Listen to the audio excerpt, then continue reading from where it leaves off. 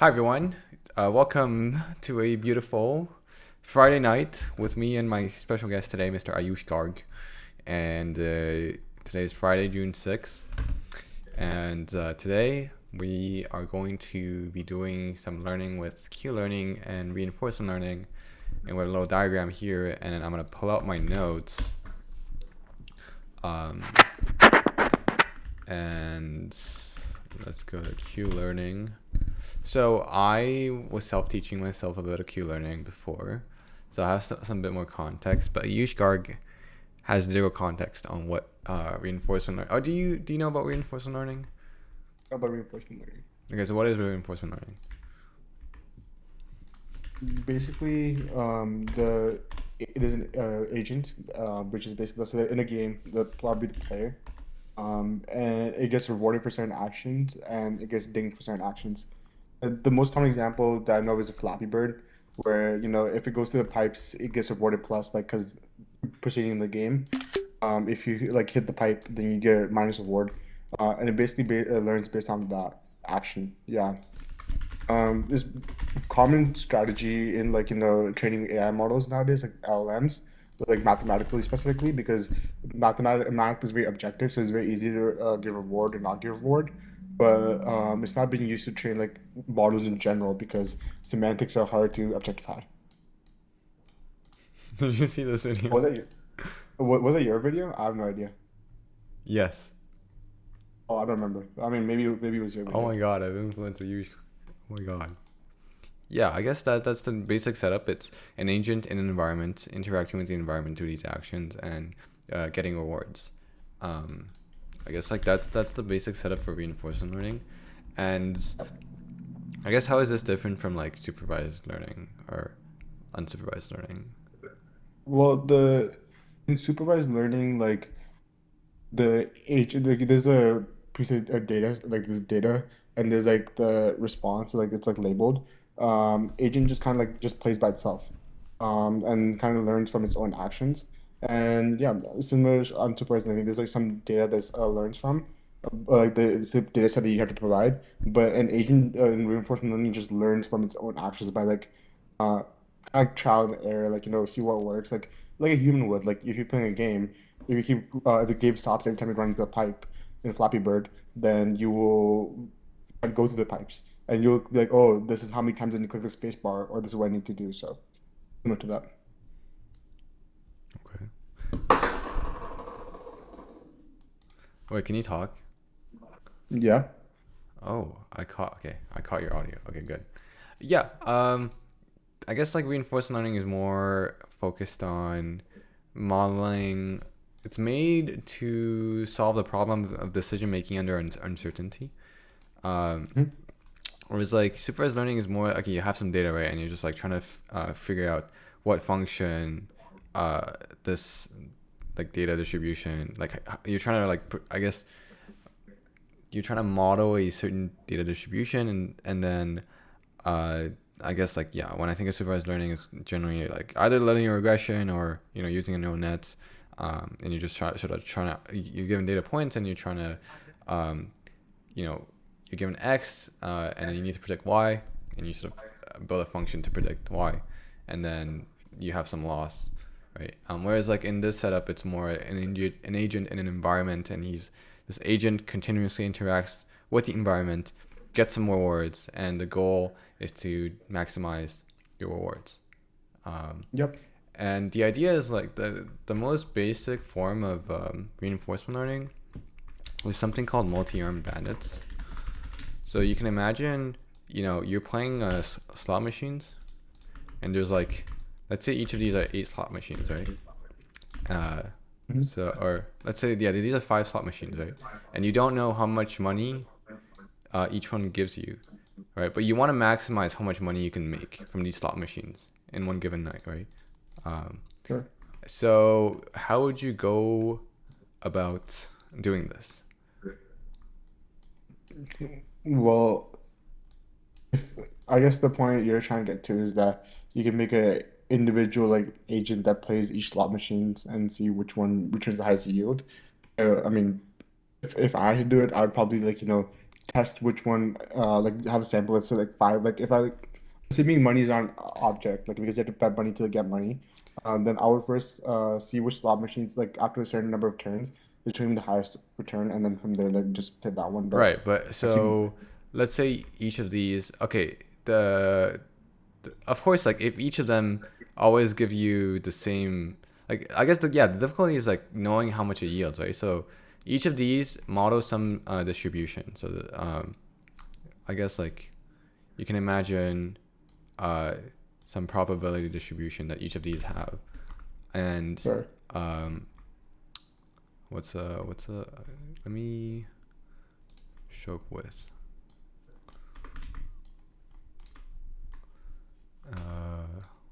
sorry, and let's make this like green. Okay, so each of these like represents some distribution. Do you know what a distribution is? Yeah. Right. So each of these follow a different distribution, right? But Mhm. so when you sample from this distribution, sometimes you get 0, sometimes you get 1, sometimes you get 2.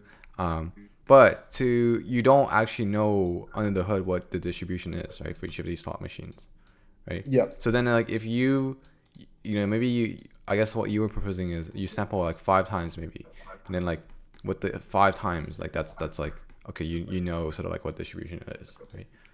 But Well, I mean, ideally, you just have someone play all the slot machines and tell you which one is the best one because like let's five like times I'm probably asking can you to make write up. an algorithm to do this right now, right? So you can only play one slot machine at a time. Okay, you have, let's say, 10,000 trials, right? And I Mhm. want you to maximize the amount of money that you have. And then maybe if I give you 100,000 trials, like what would you do? Like would you act differently? Like what would you do? Well, so if you like, so like, yeah, the one approach, like I said, is just like, do 2,000 trials each. And that way, but that's probably not going to maximize your winnings, but it's not going to be the least either. It's probably just going to be the average, because that's what you're doing. Or as you're like, because look at certain like machines, after a certain point, you realize that the returns are not as high as others. You can drop that and invest more turns into other ones, and you just try, like keep dropping in as you go, and hopefully at the end you're left with the machine, by like Can which you is write the down the highest algorithm, yield. please, for these ideas? You have Right one on the minute. algorithm. Yeah. So like the ideas. Sure. So, um, safe way, not the story. So you play all the slot machines 2,000 times, No, don't get rid of uh, the 2000. I don't like that. the same number of times. Uh, Result, average gain slash loss, because you might lose money, not the highest or the lowest. That's like the logical, like the numerical way. But, like this is how I might consider approaching it. My approach is to just play the slot machines. Um, see as you play, see which yields the least amount of profits and drop it using intuition. Like, I guess this is like intuition, which you have to build through experience. And then yeah, you can drop the slot machine, and then keep playing the one returning highest profits. Okay, yeah. By the way, I'm realizing the information density is very low right now. This is very low I mean, information density, what we're doing right now. I'd rather just read a I paper. mean, sure. I mean, you're the YouTuber, so I'm not sure how you usually go about this.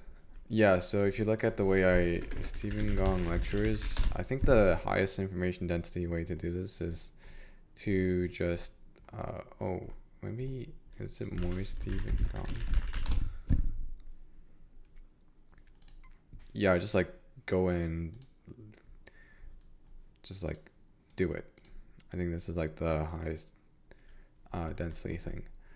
So maybe I think for me it's more useful when I try to teach you, but me asking you what you think, I don't know. I think it's useful for you, but it's not useful for me. Um, Mm-hmm. Because so you're another right I don't know answer, how we so get a of good course most trade-off. useful. I think like teaching enables you to remember the content better. But right now we're spending a lot of time building intuition. Um, so maybe I can spend more time teaching. But um, yeah, maybe I can spend more time teaching, and then I can realize the holes in my understanding, and you can jump in whenever you don't understand. I feel this is good. Like at this point is good, and now you can just take it from here. Okay, It's okay, like I've thought about the problem. I've given my like solution, and now you can be like, okay, well that's cool, but this is like how you actually do it, and this is like the way to do it. And that's probably like I think starting off this was nice, and then ending it with you teaching would be better for both of okay, us. okay, okay. Yeah, that makes sense. Okay, so your safe way of doing this, where you play all the slot machines the same number of times, um, that I guess like how do we formulate this? I like the ideas that we're gonna introduce as one is called epsilon greedy. There's upper confidence bound, and there's Thompson sampling. So I actually worked on this in my first internship, where I learned about these concepts. Okay, and we're gonna see how these concepts apply to this particular problem, and we'll see if your ideas sort of apply. Okay, I think that's the easiest way to go about it. So Sure. uh, epsilon greedy is the simplest idea. So epsilon greedy looks something like this. Okay, this is epsilon greedy. Okay, All right. um, so in epsilon greedy, what you're going to do, so pi here represents a policy. Okay, so in this case, like we don't really have a state, right? We're just like given these slot machines, and then Mm-hmm. A is our action. Okay, so here we have 5 different actions we can choose from. Either play the first one, second, third, fourth, or fifth. Okay, these are our 5 actions, and what you could do is you here A is the action, and then there's the Q function, which I have not introduced.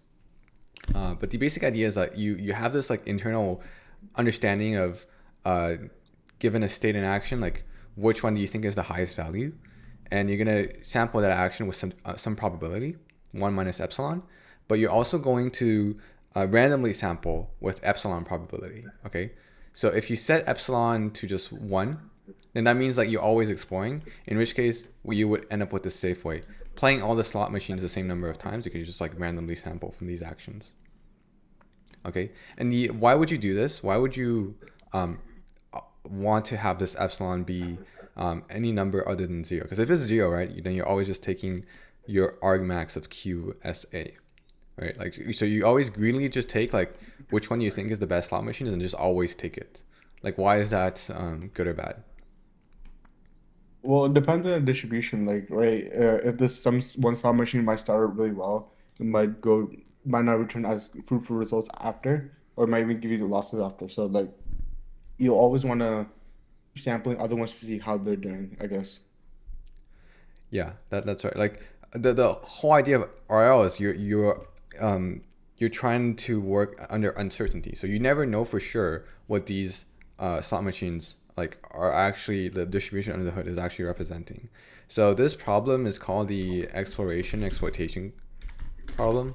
Okay, it's a very fundamental part of reinforcement learning. And so you can imagine when we do random epsilon, right? We are doing exploration, and when we are taking the argmax, we are always that's doing exploitation. That's being greedy. So that's why it's called epsilon greedy. When we're greedy, so the idea is like let's say we this maybe we think that the Q value of the first one it's not a Q value because there's I mean the concept of Q value applies when there's a state and an action pair. We'll talk about this in a second, but let's say you just think like okay, you think like the EV of like these slot machines goes something like this, right? So 5, 10, and then like some other number, and then this is like a 0.1, right? So if you're epsilon greedy, given your current model of these slot machines, you'd always take this slot machines, right? But Yeah. your model of these slot machines are not perfectly correct. So with epsilon greedy, what you would do is always take this slot machine with probability 1 minus epsilon, and then if by the way, the actual way you implement this is like, I guess you have like num equals numpy dot like you would just sample from a uniform distribution and then look at your number, and if it's like less than epsilon, then you act greedily. I guess it's like num equals numpy dot rand if num greater than eps, act else sample random action. Yeah. How's epsilon decided again? Sorry, you might have mentioned this earlier. Yeah, that's something you decide on your own. It's like how exploratory do you want? It's like some hyperparameter you can tune in practice, right? Oh, cybercrime. Okay, got it. Yeah. I guess in practice, how you implement it, yeah, what epsilon do people use? I think that really much depends. Like at the very beginning, when you're, model of like, how these slot machines are like pretty inaccurate, you would have a higher exploration rate, but then you can like go down on the Yeah. exploration time over time. Right. Yeah. So this is Makes the that most sense. simple idea, and I think, I at this point, I guess I can take some questions. I think it's pretty simple. Like epsilon makes sense if you have a higher epsilon value. Then you'll be, what do you call it? Oh, actually, yeah, because one minus it's not okay. It's like, if you have a higher epsilon value, the one minus epsilon would be a lower value, and then there's higher probability of rand being higher than the one Yeah. minus epsilon value. So you have more. Sorry. So okay, this is epsilon. So if the rand is okay with epsilon value is high, then the rand value is more likely to be less than epsilon, which Uh-huh. is due to sample random action. But if it's higher, then you act creatively. So yeah, so higher epsilon value, that makes sense why you would explore more, and lower epsilon value, that makes sense why you explore less. Yeah, and here I'll forgot, like epsilon's up between 0 and 1, if it wasn't clear. Yeah, epsilon between 0 and 1. Makes Yeah. sense.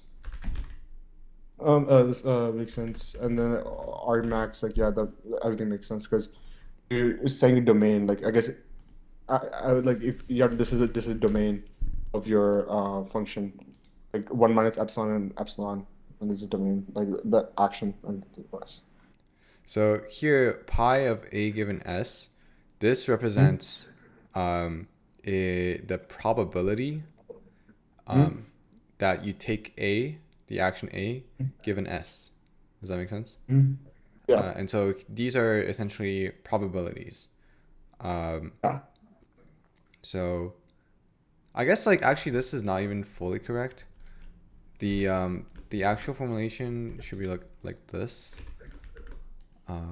Yeah, actually I got it somewhat wrong because it should be actually this. Because if it's a probability, right? So the sum of the probability should be 1, yeah. given all your actions. So actually you have 30% chance. Let's say epsilon is like, yeah, 0.3, 30% Sure. chance, but you split it over m. Um, right? So it's like if you have 5 Oh, actions, what's five actually? Okay. so like this is like you have epsilon over m plus 1 over this is it, right? So m is the number of actions, epsilon is your probability. So the probability of all your actions, of sampling particular action is epsilon over m. But if it's Hmm? also corresponding to like the best action, you have the 1 minus epsilon probability. So that which corresponds to this code. Like, Yeah. No, that makes sense. so the next one, I think this is the most basic one. I think the more interesting ones are the one we're gonna introduce. And I actually am not super like, I need to read back this paper. So upper confidence bound UCB. Okay. And okay, regrets. Okay, so the formulation is this. So I want you to read it, and I'm gonna read it too. Okay. And this is the actual original paper, actually, or the blog article. Mm. Okay. With So the UCB, you see the action change the time step is given by R max UDA plus C log T. Okay, estimated value of action. Okay, time step T. The number of times action has been selected prior to time T. And then it comes with X level explanation. Okay.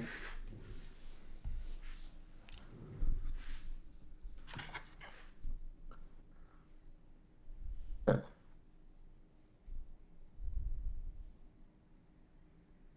So it sounds like C is a hyperparameter, yeah. which higher value. It seems like it's the yeah a higher value, more exploration, lower value, less exploration. Mm-hmm. Um, so QTA is the estimated value of action. Okay, let me just writing this down. Um, hyperparameter. Higher value equals explore.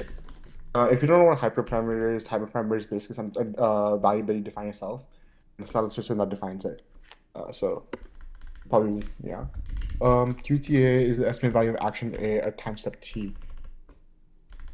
So it's a function that is built over time, like the system the computer builds, and estimates like the action, like what's the probability of like if you do a certain thing, what's the most probable outcome. That's what I think. It's that's what it sounds like. Is there latex in this? Hmm? No, I don't know. So Q of I was like Q of A predicts output for a certain action based on its learnings gets better over time. And then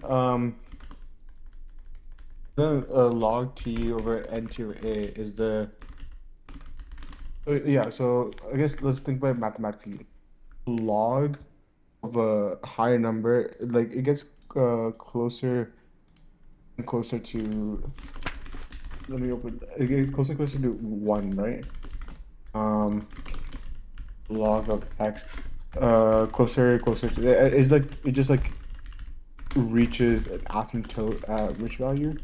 1.5 is the value that it reaches asymptote at a log, and number of times. So I guess it's just trying to like it's like a normalization way. So if the value down below is low, then the square root value will be higher. Um, and the square root will be like yeah, the square root will be higher.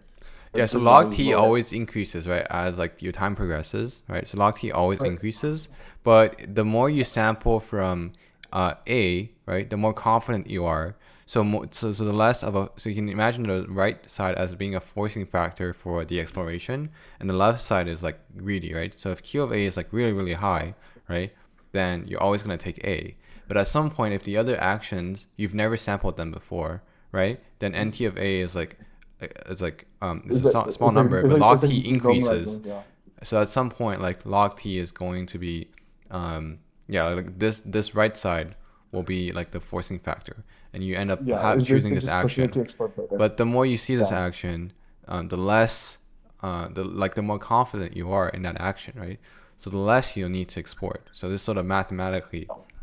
Now you might ask, like, why is the logarithmic, right? Like, why is it not like why is the log needed here? Because a log also grows. I guess a log grows slowly. Like asymptotes are like 1.5. Like I was just looking at decimals real quick. This function's not modified either. I would assume so. It just doesn't like give you like insane answer. If you like had an exponential or something like that, like if you had a small value down below and a huge value up above, that would really like mess with your like data. But log kind of like gives consistent results. Like if it's like a lower number, then it will give you a lower number on the top. If there's a Yeah. higher number, it approaches the same number on the top. Like it's kind of like it's bounded in a sense. That's what assumption. Mm-hmm. Yeah, and I guess here, we might want to introduce the Q function. Um, Inside the square root, yeah, like what is this Q function, right? you're just Um, estimating what it would do for certain action. yeah. Also, hmm. Yeah, I don't like how my notation's all over the place. QSA. Yeah, I think I like lowercase better. TD control.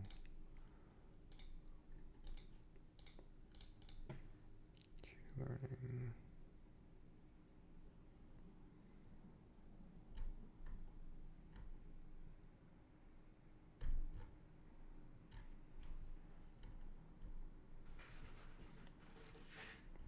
Yeah, I guess algorithmically it's that. Okay.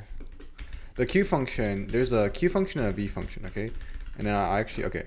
Um, you should look at this. Okay, and you should read on this. Q function. Q function. This is the most basic form of the Q function, but there's a value function and a Q function, okay? Sure. Value function, state value function, V of S, the value function, Q of S.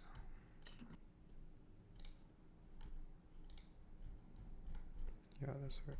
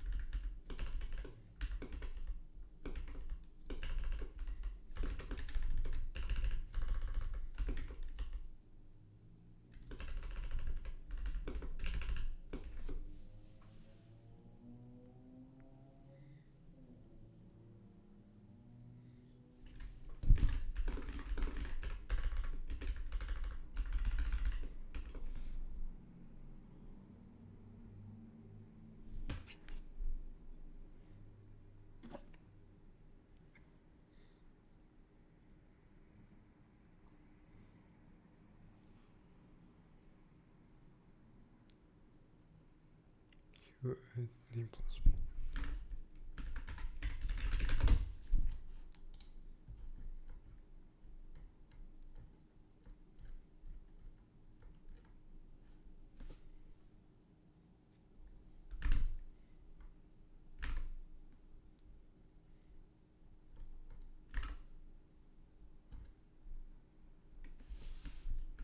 Oh man, so do I use capital or lowercase?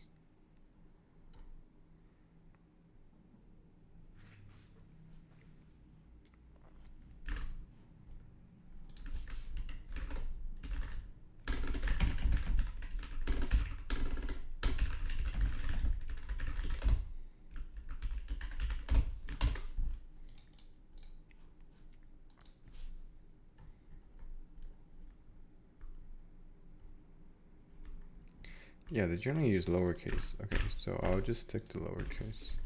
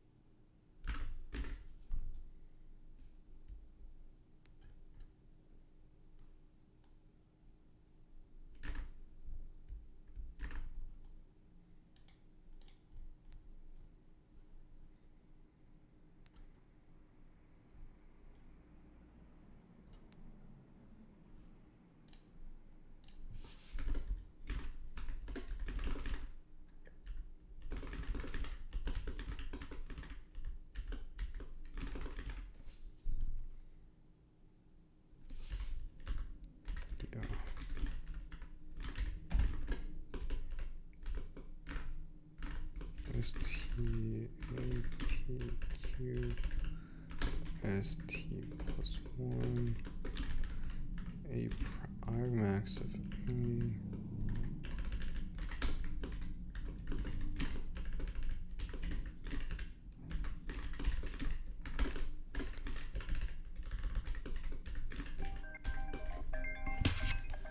Let's see. Okay. So we're also learning Q learning right now. Function update. So a Q update is given Q at STAT, we're going to update this in the direction of the target. So our target, right? So the target is going to be the reward that we get at t plus 1 plus the in our new state, what is the highest reward that we get, which is A prime. And so A prime is just the max A prime. And then you're going to subtract that with QST AT. And that tells you sort of like the difference between our current estimate of our Q and yeah, we're going to update it in that direction. So it's going to be plus alpha like that. And this can be more succinctly seen as something like this. So this is the Q update. Okay. Right. So Q. So there's the Q function is a value function. Did you read up on this Q function and value function? I was reading it as you were as you started explaining.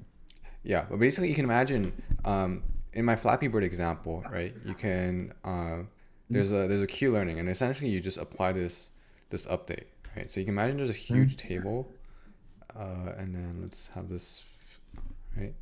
And then like the way I drew this was like you have these are like states S1, S2, S3, whatever, right? Like and in the tabular form, right? So a state is like whatever the bird's position and how far it's from the pipe, and then the action, I guess like there's not that many actions. It's like to jump or not to jump, right? Yeah. All right, so A1, A1, A2, and the idea is that you want to represent like the Q, you want to calculate the Q function here, right? Like what is Q of what is Q of S1 A1 equals what, right? And so like what is the value here? Because eventually what you want your algorithm to do is have the agent select actions that will maximize your Q function, right? Because the Q function sort of represents your expected sum of returns if you take the action at this given state. So I think here, let's value function. So this is something that's pretty important, right? So the way we formulate this, right? So we have like rewards, right? You have an agent stepping through the environment, you get rewards, right? And you've been introduced to this concept of a policy, right? And so a policy tells you how to act given a particular state. In the multi-arm bandit case, you don't really have state, right? Because it's like it's just like you just have actions, right? But you can imagine a more complicated scenario. You have state, like in Flappy Bird, right? How far you are from the pipes. So your policy will tell you how to act given a state. How do you choose your actions? And it can be, the policies can be deterministic or probabilistic, right? So deterministic would be you always take the same action given some state, and then probabilistic would be you take X action with some probability, right? But the probability should sum to 1 over all actions. Sure. Right? Okay, and the value function tells you sort of, okay, given, so you see how it's underscore with pi, because that's like, your value function only exists in the context of some policy, right? Mhm. Unless you're talking about the optimal value function. But you can imagine, okay, if I'm following this policy, right, the value function will tell me, okay, at this state, if I follow this policy, how much do I expect to like make, or like how much reward do I expect to gain over an infinite time horizon. So the E here represents the expected value. G of t here represents the expected sum of returns. So return here is formulated as the following. Right. So return is like, okay, you get r of t plus 1 plus, so at time t plus 1 you might get some reward, at time t plus 2 you get some reward, etc. until infinity. And there's a discount factor, right? Because you can imagine in the real world, if you get a reward later, it means less to you than if you were to get it right now, right? So if it's like, if I can get $100 right now, or if I get $100 in like a million years away, like to me the $100 a million years away is not worth as much as the $100 right now. Yeah. And it also makes it like nicely bounded, right? Because eventually it goes to 0. Mhm. So yeah, the value function represents that. And then action value is just like, you can also just quantify, if you take a particular action, what do you expect the return to be? Yeah. Right. Okay. Cool. So back to this, you want to update your Q function to actually represent what you want to like get a good Q function, right? So if you're given like the perfect Q function, you don't even need to train so if you're given the perfect Q function, right, and it's like, then what you do is just like, okay, the action that gives me the highest Q, you just pick that action, right? And you can always really act with it. But we need to figure out like, we don't know what the optimal Q function is. So we're going to do this update to sort of like converge to an accurate Q function, like a Q table. And then eventually, once you have the perfect Q function, you can use it to select your actions. And so here there's like two main components, as I was describing. So you're updating your Q function, right, in this direction. So Q of st will be updated with alpha. Alpha is like learning rate, some learning rate. And then the difference between what you think, or Q of st is like your current estimate, and R of t plus 1 plus gamma max a prime Q of st plus 1 a prime, that's like your target, right? So you can imagine, and I think a better diagram is, let me give you a better diagram. Q learning, TD learning, Monte Carlo.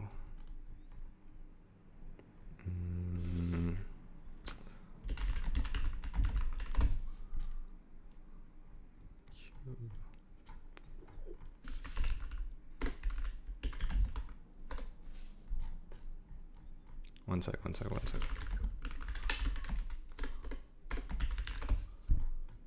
can't find value function. We should start wrapping up because I have to head out soon. So, yeah. Man, why do we do this instead of like just playing video games, man? I mean, fine. Yeah, so this is a Q update, right? So you can imagine, you're at a state, right? You take some action, and you get a reward, and you end up in a new state, and then you're given like two new actions to pick from, and after you pick that action, you get some reward. And I guess like here there's two edges for the reward because you might end up with like two different rewards. Let me see if there's an expanded. Okay, maybe there's not an expanded one, but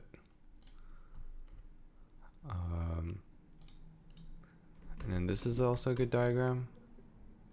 The optimal Q function and optimal value function. So when there's a star like that, this like refers to the optimal Q function and value function. So this is like, if you were to act optimally, what would the value function at this current state be? You know, like how much you expect, how much reward what is your expected return is the actual good term. A return is the sum of rewards, the sum of discounted rewards. So you do a Q Yeah. update, right? And you will take your current estimate, right? And then your updated estimate is the reward plus the new Q value, right? Discounted Q value. And then you look at that and you compare it to what you think, because Q of SA should represent R plus Q S prime A prime. So if there's some difference, then your estimate is wrong. And then when it converges, like QST, AT should no longer change. So Yeah. that is the idea of like how you do a Q function update. Yeah. And so that's like Q learning. And it's an off policy method because when you're running this algorithm, you don't actually need to follow the policy that you're using. So SARSA is the on policy implementation of this, where you're updating, instead of taking max A prime Q S T plus 1 A prime, you'll be following the policy. And it looks something like this. SARSA. This is SARSA. And in SARSA, you look at this update. It's the same equation, right? But QS prime, A prime, the A prime is using the policy derived from Q. So you're following the policy as opposed to taking, so you could do epsilon greedy. But in off policy learning, we're always taking the max A prime to update. Yeah. Okay. Read more about this. Hmm? I'll read more about this. Yeah. Q learning. What did you say? I'll read more about this. Q Yeah, learning. yeah. Q learning is very cool. So what I want to learn is implicit Q learning. So this is like something that it's done in robotics. And yeah, I want to read this paper right now. That was like what I wanted to get to. I see. All right. Can you stop the recording for a second? I'm gonna ask something. All right, thanks. Thank you guys for watching.